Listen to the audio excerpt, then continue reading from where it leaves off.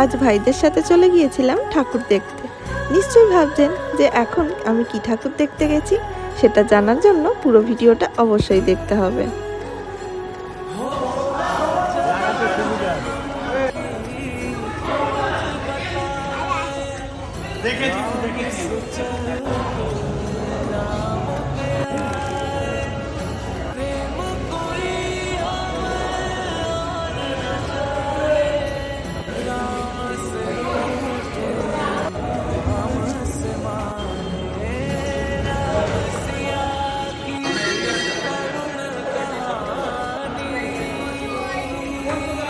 সরস্বতী, লক্ষ্মী, জগদ্ধাত্রী।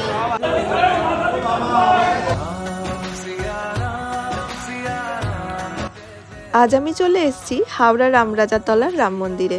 শোনা যায় এটি প্রায় 300 বছর পুরানো একটি পুজো। এটি বাংলার রামায়ণী সংস্কৃতির এক অন্যতম নিদর্শন।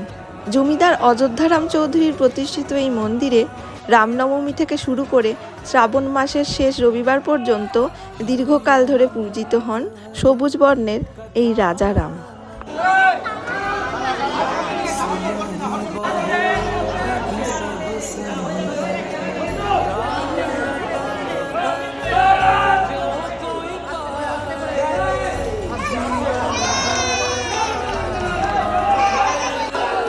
হাতে গোনার কয়েকদিন পরই শুরু হয়ে যাবে রামনবমী, তাই সমস্ত তোড়জোড় শুরু হয়ে গেছে।